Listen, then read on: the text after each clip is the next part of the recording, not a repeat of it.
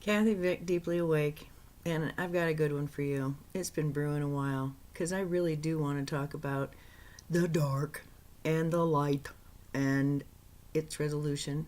It's sort of, well, it's part of the curriculum. So it'd be handy to have somebody who's, I don't know, proven her mettle as a shadow worker. How about that? For those who are astrologically bent, you can take a look at my natal chart. And if you know what the planets are saying, if you can feel their vibrations, and you can hear them sing when they come together to say something, you will know that you're looking at a deathwalker, a very old soul, someone who is here on a spiritual mission, and who has a thing or two to master. But this is a tremendous dance with the dark. And I did a couple videos yesterday that were really stunning. One of the things that came out of those is that I think the process I went through is sort of the process that humanity goes through as a group. We come in these ancient, beautiful angels of light and love and sound who vibrate to the highest good in the multiverses. That's what we are. And in my instance, it was Cygnus A, and it was my son. And okay, that's who you are, Kath. All right, so there you go. You're on a treasure hunt now. Here's the map. If you're ever interested, we took a selfie, staring not to the left and not to the right, but directly at Pluto retrograde conjunct my north node, which in essence means complete and utter death and transformation. It is the dark. It is the funky one. And it's a trickster. And it's a bit dangerous. And everybody seems to know that. It's dark. And it was in the position of being my destiny. The thing I came to figure out. My deficit in the first house. Along with the part of the wheel that has to do with expression that was intercepted. So talk about it was a mute. It was all about imprisonment. It was all about breaking free. So first, I knew I was the light. And then, I guess because I got so wrapped up in it, I thought I was the dark. I knew I wasn't, and it caused great panic at times. And the dark buzzed me. And then I came back to the realization that, no, maybe it's a blend. And then I came back to, oh yeah, I remember who I am. Oh yeah. And bringing that into my flesh and bones through experience, through visions, chance encounters with strangers, video clips, synchronicity. So, yeah, I was a death walker and a shadow buster. And, so I got to intimidate everybody. Because some people who were really super dark, well, they could see what was shining through my eyes. Even though I was completely blind to it. And they had weird reactions to me. And I was often seen as a threat. Especially at work. I was like adult bullied a lot. And I have a directive, and that is to do no harm. To never, ever raise a fist. Ever. My words got biting. They did, from time to time. Yeah. I know a little bit about that scorpion sting. Of just, you push me. And I'll break it. And you won't like it. Don't.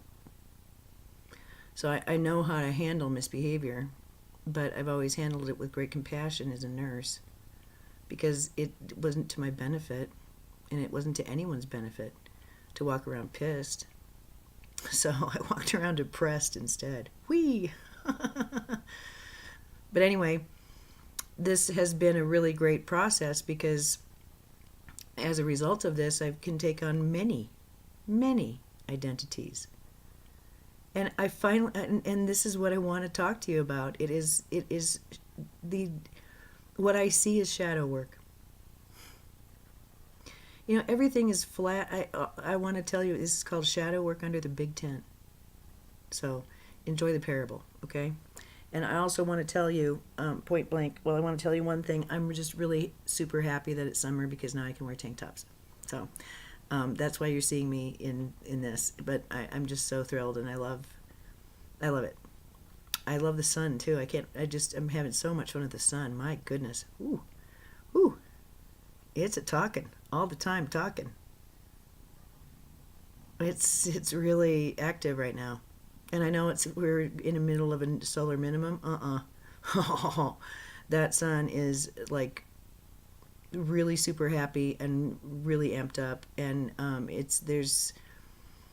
yesterday I took a picture of it, and there's this golden halo around it. And it's just like, see, even the sun isn't alone. See, isn't this pretty? We're everywhere. The light is up, and it's right behind you. Sun. So we're taking a look at each other and going, wow, you're pretty. It's like that. So within this context, is it reasonable to dwell on shadow work? It's like a fart in church, isn't it? Why stink up the joint with misdeeds and misunderstandings? Well, because some people are needing answers, as I was.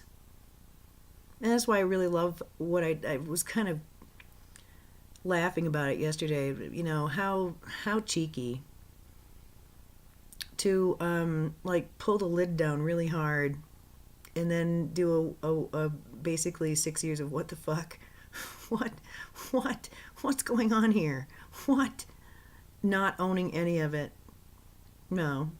The casino events, the near-death experiences, the vagal responses, the information, the channeling, the physical activations, the bizarre tides of people coming in and out. You know, so they did. One of the very first things they did was they were insistent they had to give me a bread recipe. And it was the most bizarre soup that I ever made. It was nasty. But and they told me I had to go to Sprouts. And and it's not like you have to do this. It's like, I knew the only thing that was, I get in that place where there's one correct and true thing to do. There's one thing that's going to feel correct and true. And it's blah. And it was going to the Sprouts and getting certain flowers I'd never used, and they were organic, but they were very specific, and they knew I needed a recipe. So, you know, certain amounts, the amount on the oven, and how long, all of it. I had to be written it down, because I don't freestyle, especially bread. And without eggs, using, I don't know, like soda and fruit as a binder and whatever. And I look at this goop after I've done my tasks, done my chores, and it's all made up, and I'm going to pour it in. I put it in the oven, and after a set amount of time, it comes out, and I take it out of the tin, and it's, you know, cooler, and it's in my hands. And they said, we'd like you to cut this and put some peanut butter on it and eat it. See if you like it. And if you do, we'd like to have you share it with your family.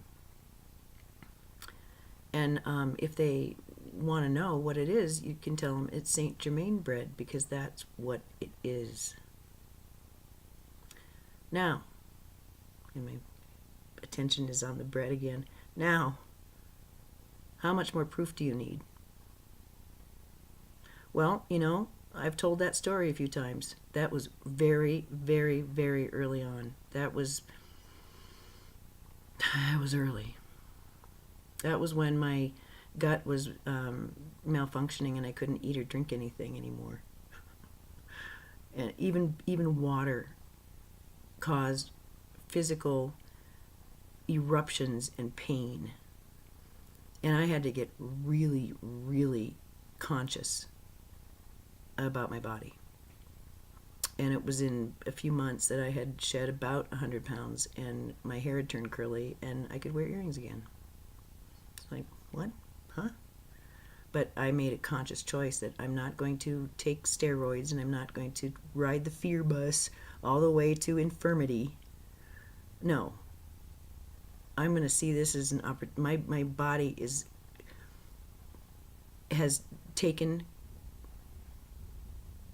my attention, and I think that I need to have a talk with it. I need to start listening. And I did. And that's how I was able to, I got information how to work with the biologic clock so I don't age as fast. And I understand that I look younger now than I used to. I don't know if that's true or not. I don't really care. I'd like to appear about, I don't know, 40 or so, mid-40s. That'd be fine. I don't want to be a young one. I really, really didn't like being a young one. You're treated so bad. Ugh, it's just awful. It's a prison, the way you're treated. No credibility, no authority, lots of responsibility, no acknowledgement of will or of consent. It's really, really, it was not a good experience, the way that it was done. And that was just how it was done, and it's really okay. I mean, but yeah, that went against everything that I understood. I didn't like being treated that way, and it really messed me up. I took it on the chin, and I took it personally, when really it wasn't personal. And so part of it is, how hurt are you going to be by things? And how long you want to carry that around with you? I just realized 2 days ago that I was carrying something around, and it was a really, really, really bad experience. Super, super hard. That I never really hugged it out with myself over. I never really let her speak. And that was her problem. She was not allowed to state her displeasure, even. And to be unhappy was seen as a failure on her part. And I never really, and I'm talking in third person because there was an event that flipped it for me. And these are the things that Enrique Boron talks about, the Hammer effect, or the Hammer response. This is when something happens, a situation, and it usually has to do with will. You say it has to do with the voice. It has to do with not being, that your wisdom is not acknowledged, or your dignity is not acknowledged, and instead you are used. That's like something that I know really well as a woman, as a nurse, as a service-oriented person, service to others. How easy it is for people to get to the place where they act like that, and they think they're entitled to whatever it is that you offer. It's like, no, listen, no. You don't get to just reach in and grab energetically. No. So that's one of the reasons I really liked nursing, because there was a boundary, and I had a role, and there were certain energetic rules of engagement that I agreed with. You don't touch me. I'm the one helping you. You're demonstrating your stupidity and your fear if you badmouth a nurse. And depending on the behavior, badmouth the doctor. And to badmouth the situation, well, who created it? Who's in the bed? Who's sick? Who's experiencing this? And who in the general vicinity is miserable? here. So I never really thought of sick people as being completely in their right mind, because they're just not. They are very busy having a conversation with themselves, an argument, basically.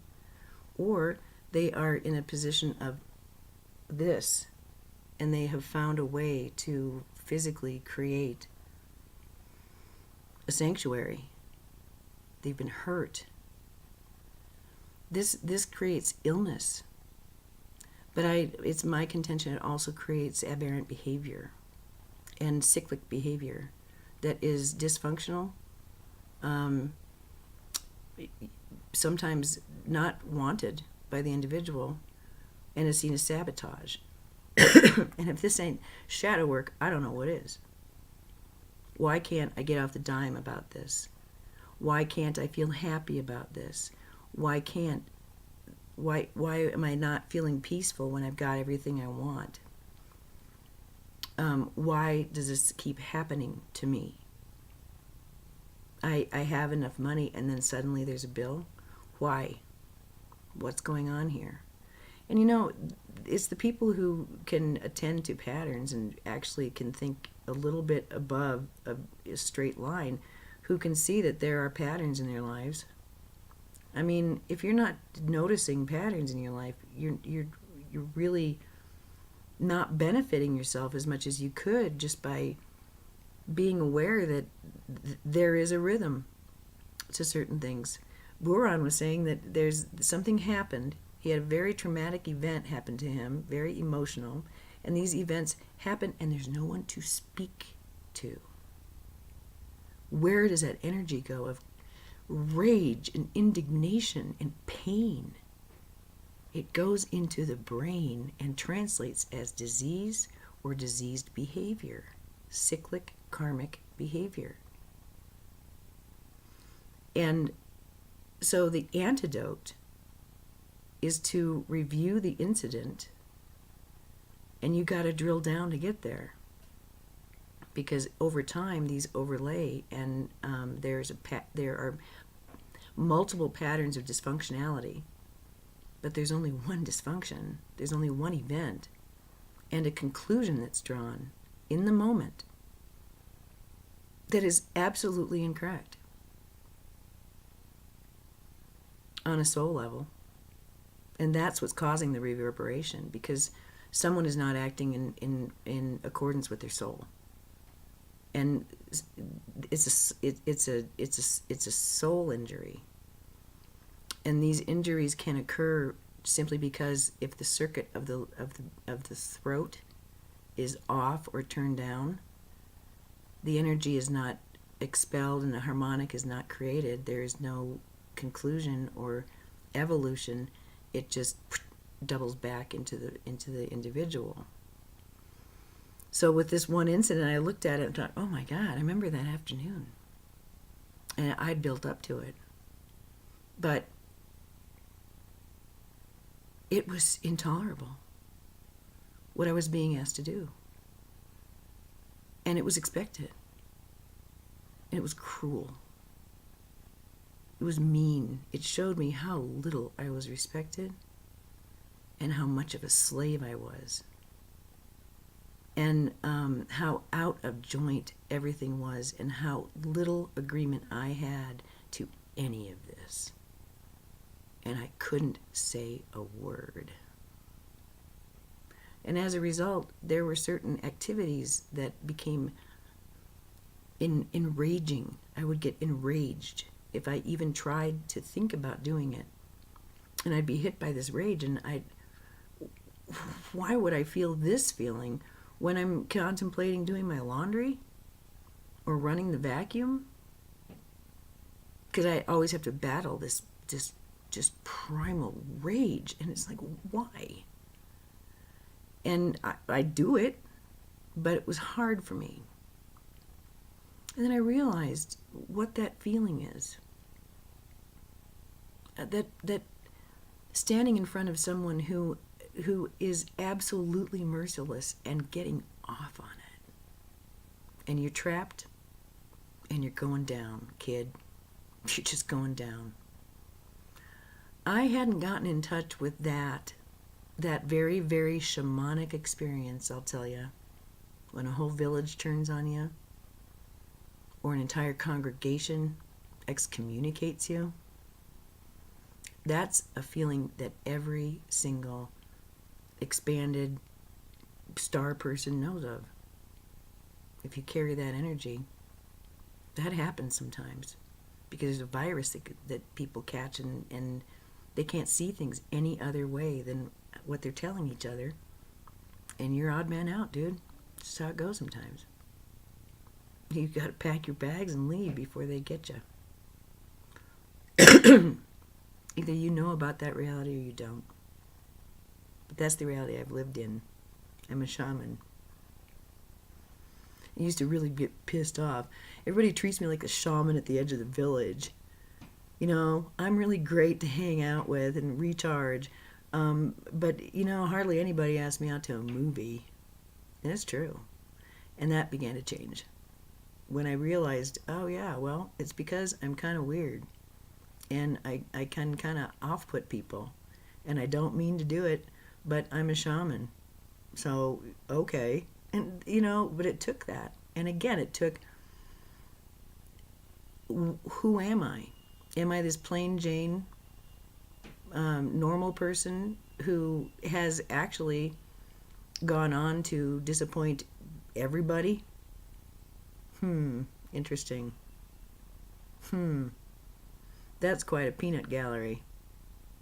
Because since 2012, my goodness, the kind of people coming into my life, they love the hell out of me. They love the hell out of me. And, you know, it's just it was just training.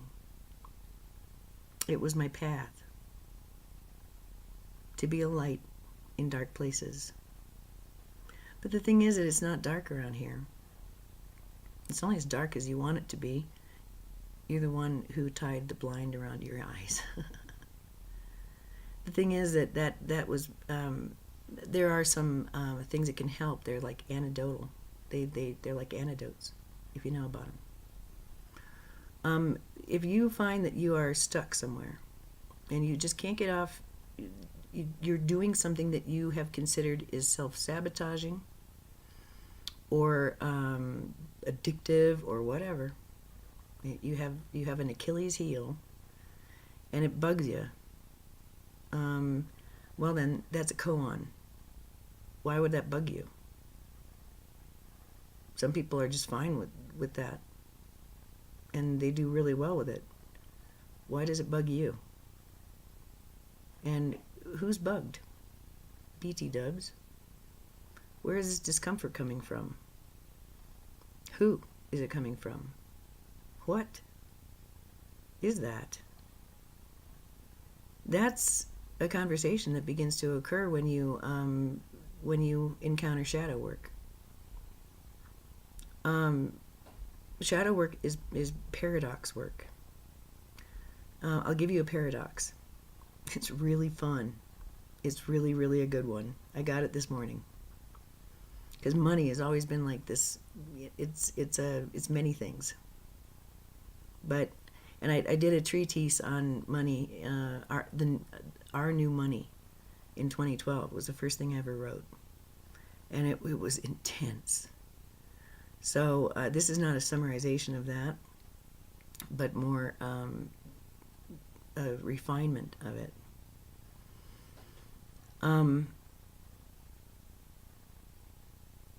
Can you imagine not having money? Not only that, no one has money. Imagine it just for a minute.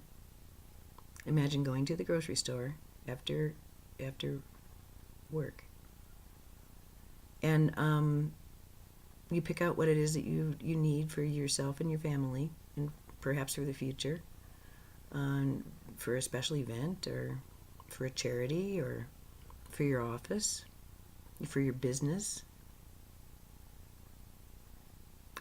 And there's a checkout of some kind just for inventory purposes. And this is low on the frequential spectrum, believe me, but imagine such a thing. And then you leave. And the only thing that you had to give, you really didn't have to give it, was thanks. It was nice seeing you again. Imagine that. There's a new movie that's come out, and you really want to see it. And so you drive there and park and get out of your car and go in, and you say hi to the candy vendors and pick out what you want, and you're given it, and you go into the movie, and there's no tickets.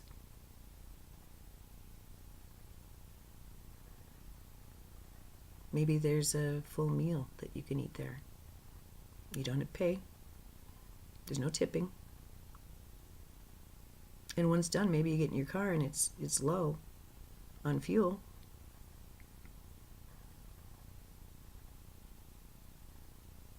And you buy your fuel with a smile, because it's free. Can you imagine such a thing?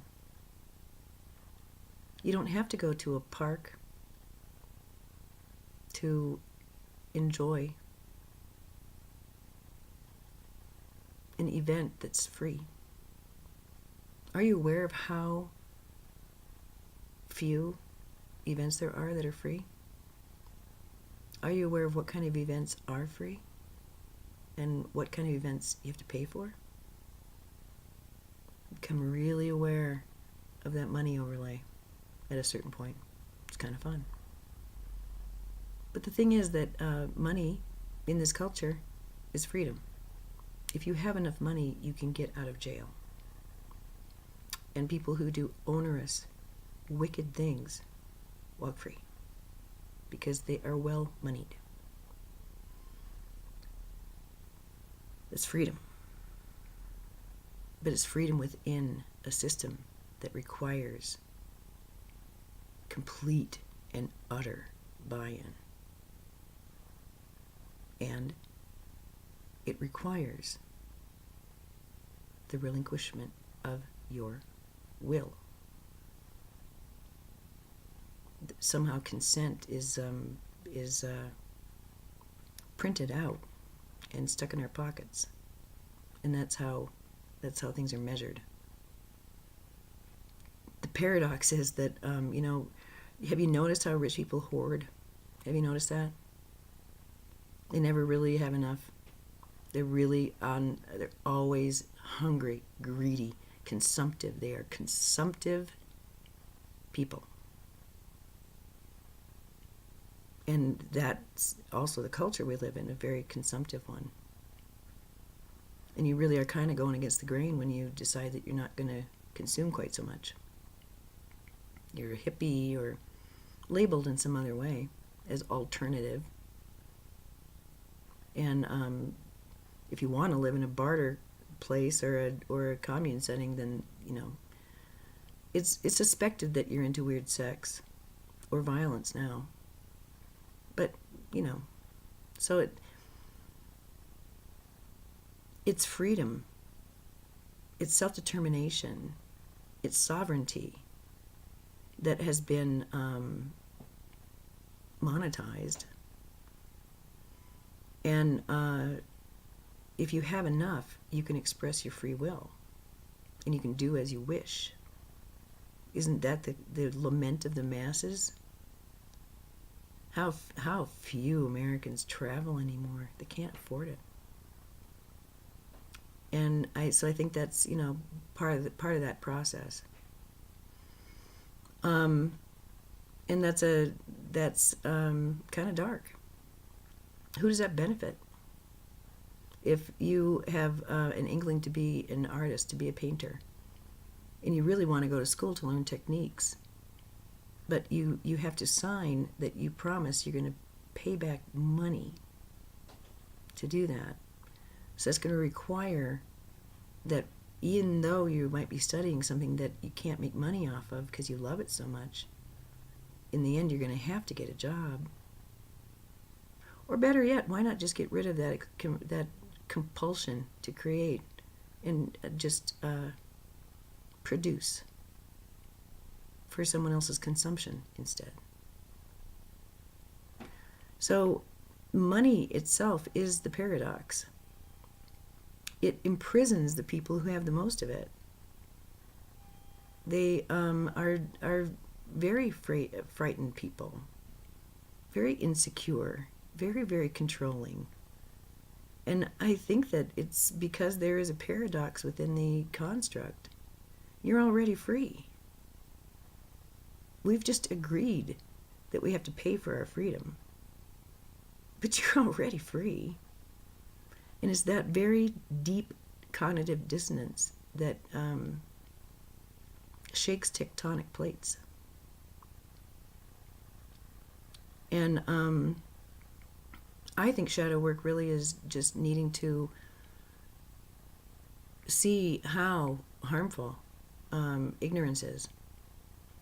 And then this new feeling of humility,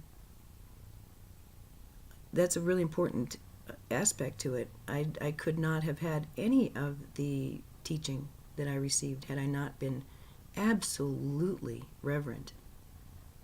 That why would they spend a moment with me if I presented as if I knew what they knew? That's a dead giveaway. So I listened, and I'm learning. I've really been in holler mode, and I can see now that that's very important to continue with my work. But in my private life, there really is a way to modulate the energy so it's much more cooperative. Because I don't prefer competitive energetics, but I think due to not really understanding things, that's what got set up. And I think partly that's the agreement field, is competition. And it is very primal. I mean, in the end, if there's one shift and two workers, somebody's going to go without something. I mean, that's the bottom line, and that's why it's a life and death system. It's very, very serious, and they play real rough because the freedom to travel, the freedom to move about, the freedom to create, the freedom to explore, theirs are all tied to money.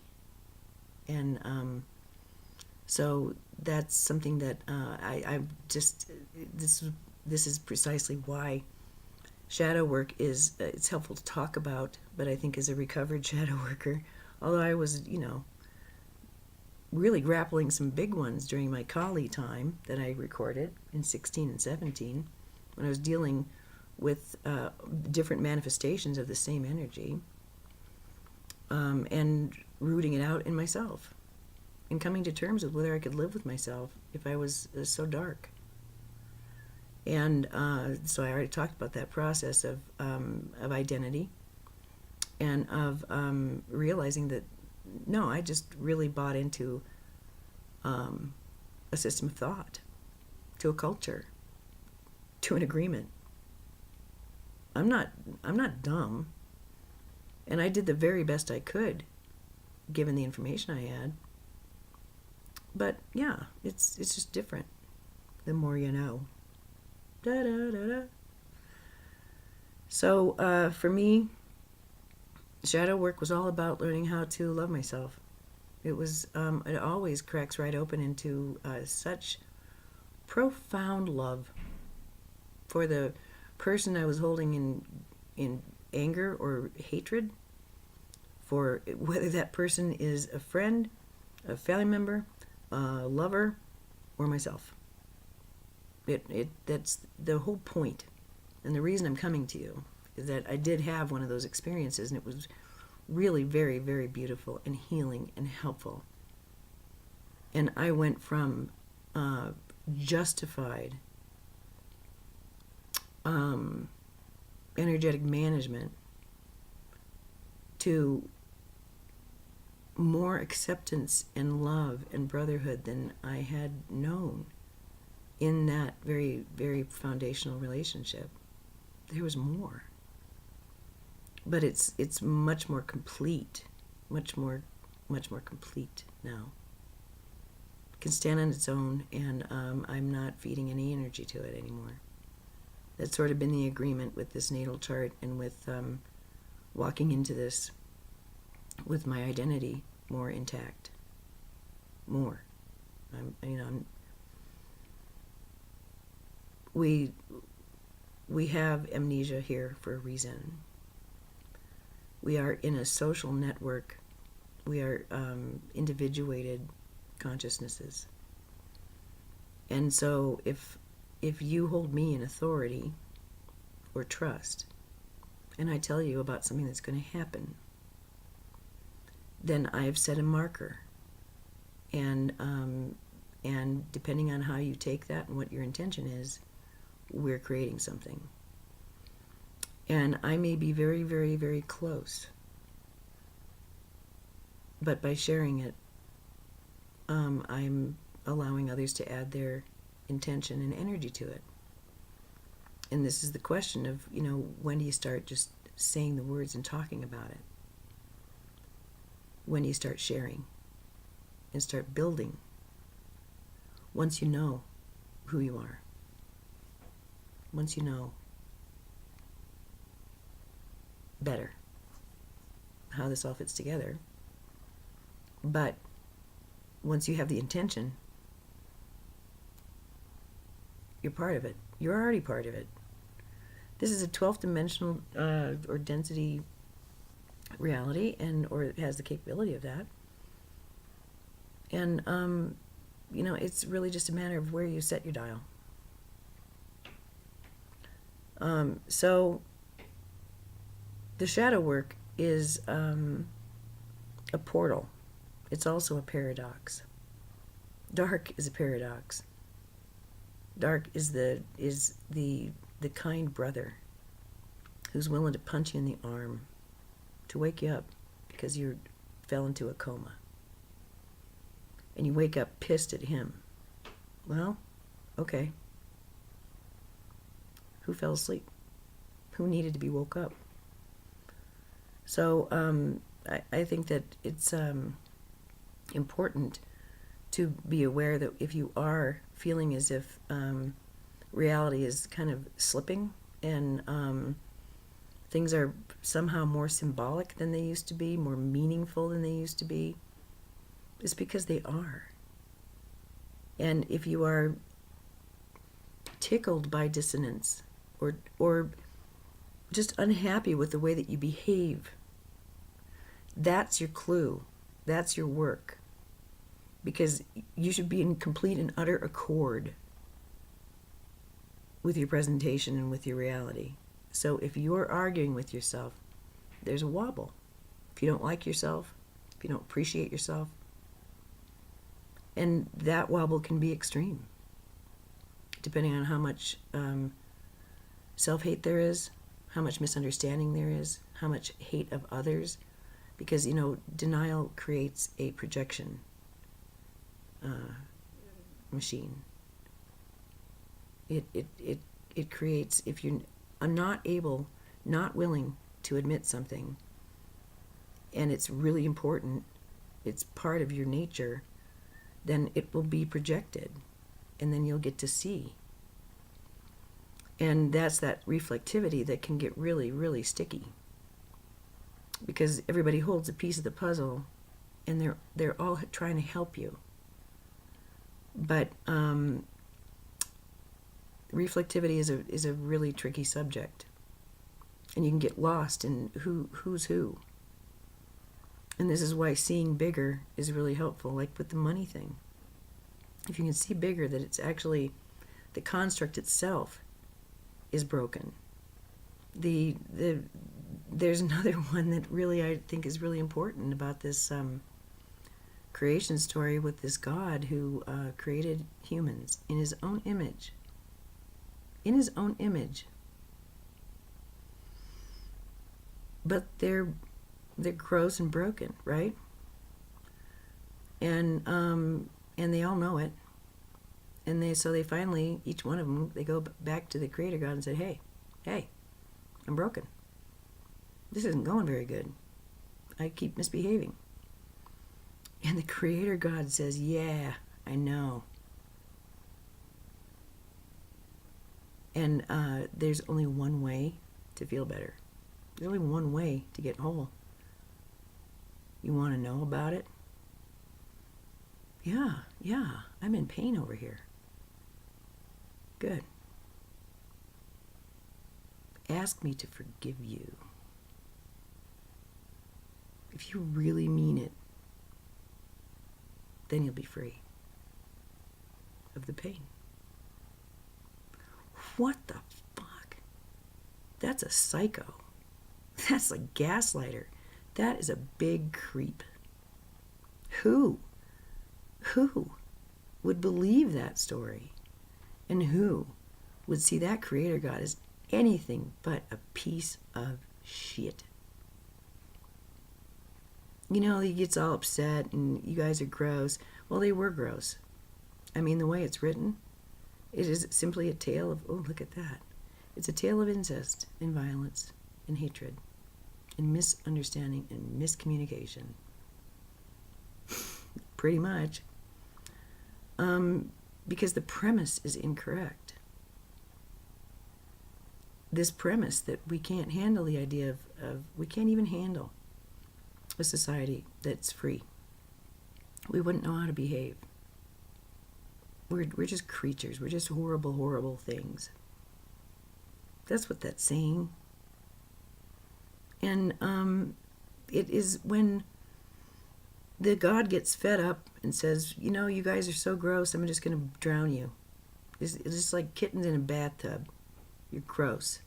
Oh, wait, I'm going to choose favorites, so your clan can live. Do what you can to say what you can, but I'm gonna tell everybody to fuck off because they're horrible, horrible things. That's what that God did. And so Noah goes bobbing along the water like a cork. And the dove finally comes back with a fig leaf or whatever in his beak, olive branch. And here is the important part of that story. When Noah and his clan tumbled out of that boat onto dry land, if it was you and everything that you loved and knew had been destroyed by somebody who had temper tantrum, wouldn't you hold a grudge? Wouldn't you stand apart from that person, that creator? But that's not what happened. They tumbled out of that ark and they offered a sacrifice to the Lord. And right there is the most important part of that story. It was after that that God said, oh, you know, you're right. I overreacted. And I think it's such a trickster God that then a rainbow just, happened and he said, hey, look at that. I'm going to give you, there's your sign. Anytime you see that, you'll know that I'm not going to mess with you anymore. I'm not going to kill you again. You can trust me. You're safe for all time from all cataclysms. You can trust me. There's your proof. It's proof that humanity is good, down, deep, irrationally so, forgiving someone who abused their power.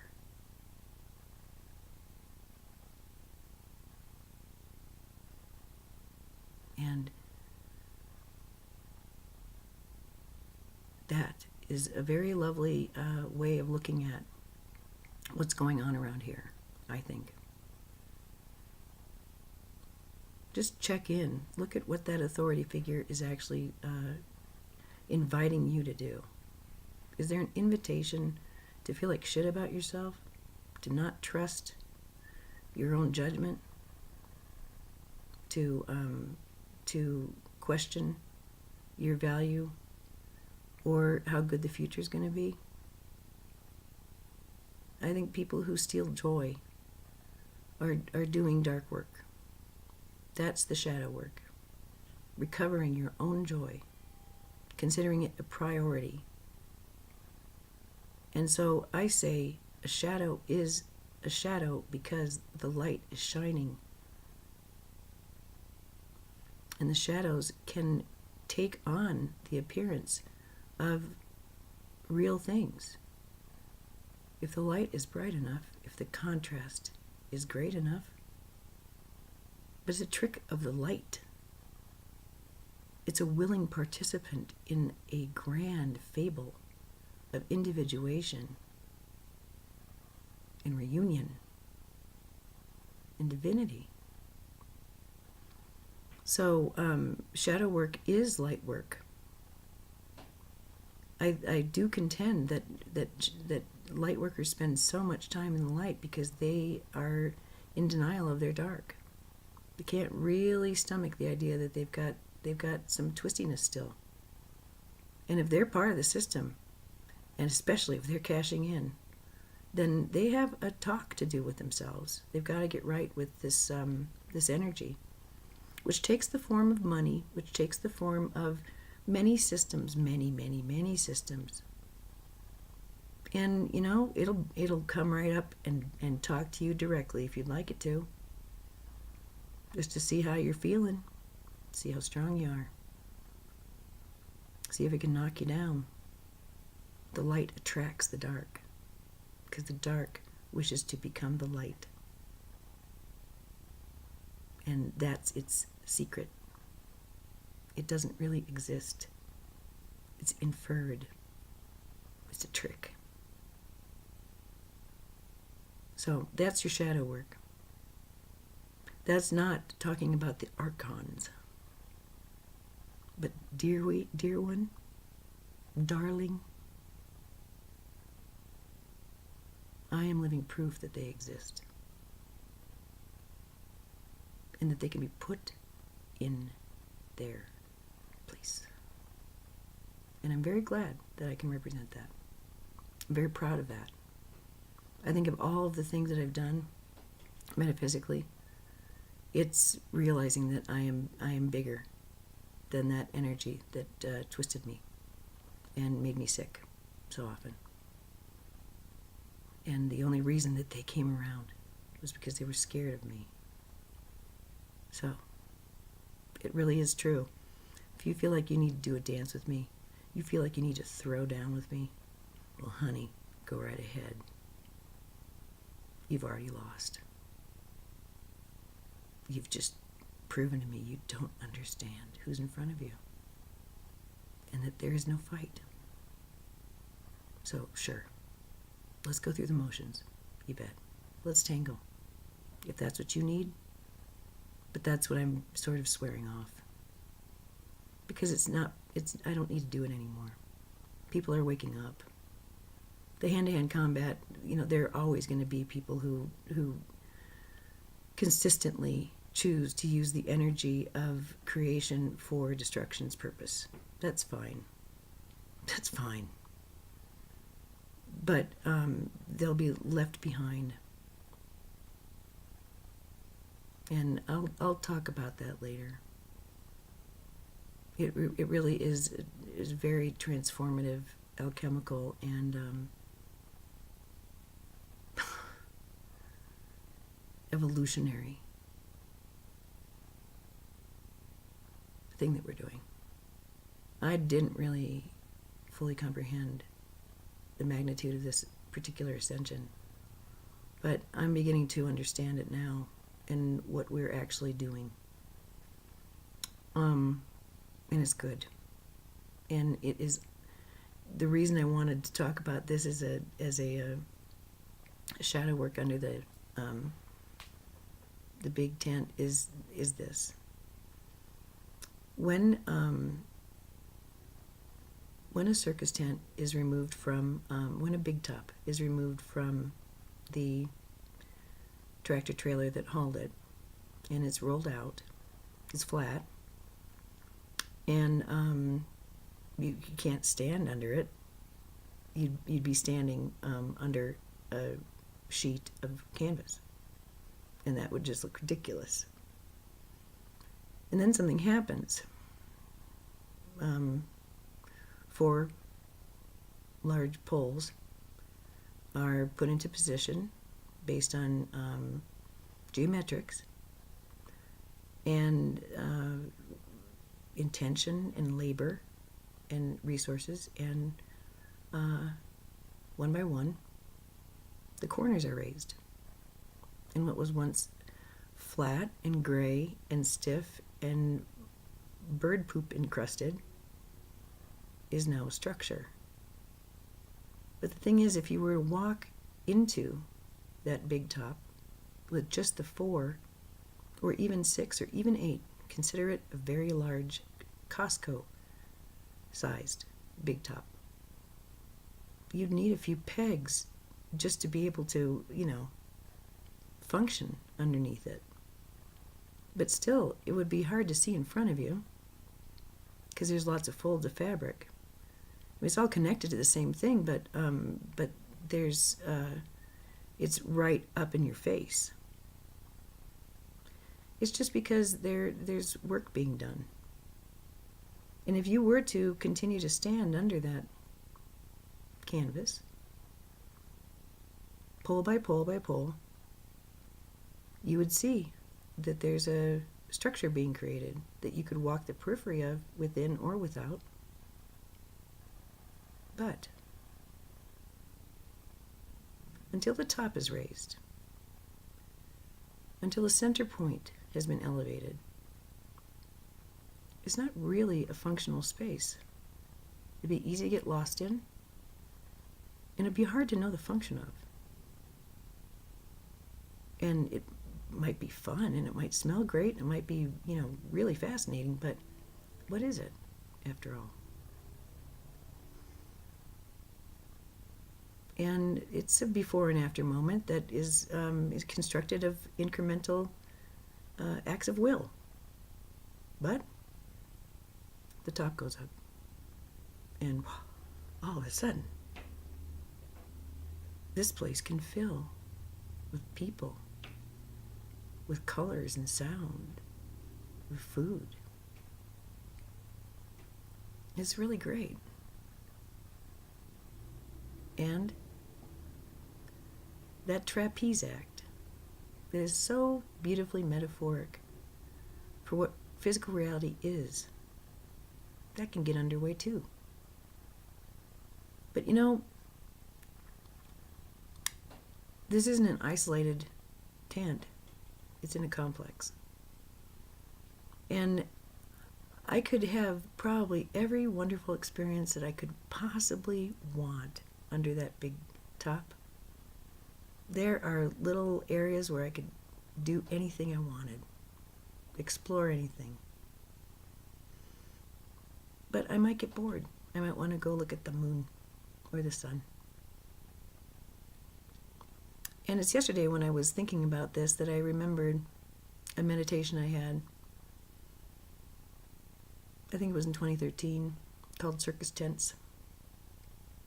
And in it, I envisioned lots of people having individual experiences within little tiny one-person tents that were like big tops, but individual. And they all were sitting on stools that were on wooden platforms off the ground. And each had a barker, and each had visitors. And everyone they interacted with, they were a freak. That's why they were being given the kindness of this place to shelter. And they had to put up with these certain indignities, but after all, they're a freak. So it's actually a really good deal. And then one day, all the tents came down all at once. And every single person sitting on a stool, on a platform, got to see They looked around 360 degrees, and they say they saw a lot of other people just like them sitting on platforms on little stools. They had never been freaks. So my midway, my place where I can play skee ball and ride the Ferris wheel. Everybody working a booth. Anybody with a position of honor and respect is a freak. And I really like ending it that way, because shadow work is a joke that you're playing on yourself with dark and light, with meaning and significance, with a sense of worth, and with your reality. So it is profound work, it's sacred work, and not everyone has to do it. What's done, especially expertly and completely by one, is experienced by all. And so do your work when it presents. But remember that the dark, its specialty, its raison d'etre, is to seek out and destroy joy.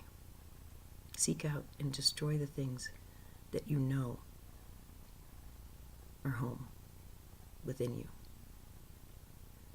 And it's up to you how you handle it. It's up to you what stories you tell yourself about this. And it's up to you to speak when you are confronted with cruelty. Without doing that, the energy must go within, and it will cause disease, or it will cause karmic cycles that look a lot like self-sabotage and are completely out of place with the personality structure. But they are ways to cope with an insult that hasn't been understood. It's a way to protect a self that was attacked and left to fend for themselves. It's up to us to rescue ourselves, to talk sense to ourselves, to remind ourselves that we are going to survive whatever happened to us, but to visit those times of great trauma and to remind yourself you actually survived this. It's really kind of beautiful work, and it's important work. And I think it's going to become much more, it's going to be seen as much more real and therapeutic than it is right now. But people have got to get comfortable with the idea of multiplicity, and they've got to loosen their ideas around delusion, hallucination, ideas of reference, and other psychiatric terms, which are, in the end, really just a step above malicious name-calling.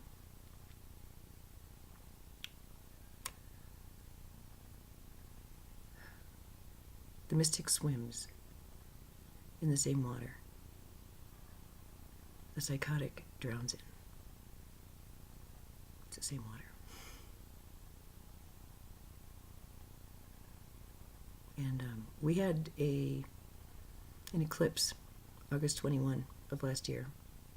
After that, I kept seeing deluges, and it was really beautiful. But I saw how it went from caked earth to a mud sea to like peat moss to a ancient forest in really literally a blink of an eye. That it was just what was needed. So I don't worry. I can't worry.